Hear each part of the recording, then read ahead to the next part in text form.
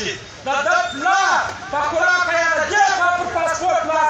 یا د هغې خوا پر پاسپورټ لاړ په لار یا که پر دنیا یې شی لرم یا په کورا که تذکره لرم یا شاتکا لرم یا په کورا که جوړ کړم پر دغه لار باندې به ټول راجوړ کړم نو موږ به ډېر پرېږدي دا هېڅکله دا درنه نه پرېږدي دا پر خپل حقوق دلته ناست دي دا خپل حقوق غواړي څوک چې پر خپل حقوق باندې شهید شي و هغه ته موږ هغه به بیا وایي چې د شهادت د نوش کړي دا پرا چې دلته نه دي ناست چې ته وایه و بندر نها شهید رسي دا شهید رسي پولیس راوسته پام کوه دا پولیس که بیا پر دې هغې باندې موږ ویدي همدغه حال یې دلته راوړي خیر به د دې پولیس والا نه چې دی موږ دلته راوړي نو موږ به دې خلکو ته دا وایو چې پر شل تاریخه په ایجاب اختار دی موږ به ادلخان والا ته دا وایو چې تا هلته دا جوړ کړه موږ به نږدې هغې والا ته دا وایو چې دې هلته جوړ کړي موږ به چراغ والا ته دا وایو چې دې هلته جوړ کړي باید دې ټول بلوچستان باید چې په ایجاب اختار جوړ شي نو دلته به د پښتنو سره قربان شي چې یا خدای دا خو ټوټل بلوچستان پښتنو لا سره وکړي نو موږ به دې ولس ته دا وایو موږ د غره د هاخوا خلکو ته دا وایو موږ به دې ته دا ښکاره کړي دي چې د چمن پښتانه نن راوتلي دي د چمن پښتانه نن خپل غیرت کړی دی باید چې د غره د هاخوا پښتانه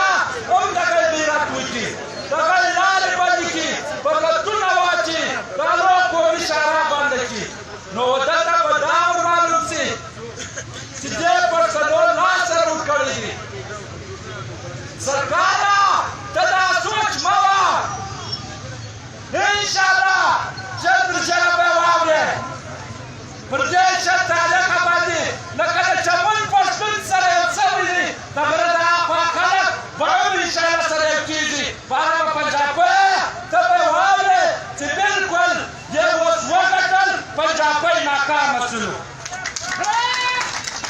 نو موږ به دې ولس ته دا وایو ولس ته موږ دا ډاډ ورکوو چې انشاءالله که دا رقم ورسره یو منظمه وو یو اتفاق وو انشاءالله ته خپله وایي چې زه یې کارډونه ورکوم په قرآن که ستا هغه پلار کارډ ورکړي په قرآن که یې زما د غړۍ کارډ وخوري په قرآن که یې د ستا دوکاندار وخوري یا په خدای که یې لا کوم مرسته درکړي چیش راوړې دا د بېنظیر سکیم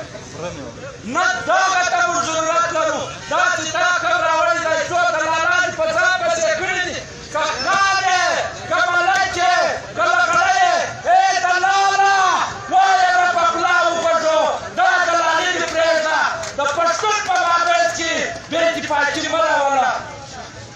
ته به یې په یو قاتل خطا ایستلی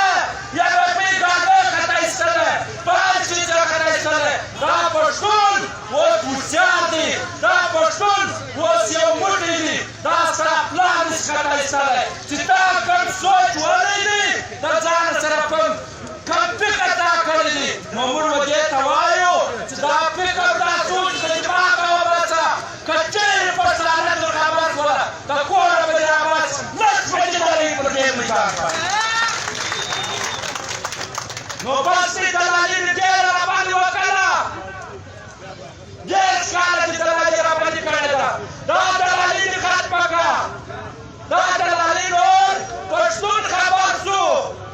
پخوا که دا پخلا کول اوس پښتون خبر شو پښتون خبر شو پښتون هغه قوم دی په قرآن چې د مېږې سره دی چې راونې باسي په دې ځای کې نو موږ به دې خلکو ته دا وایو چې پرېږده دا دلالي دلته دلالي نور نه چلېږي نو زموږ خلک اوس هوښیاران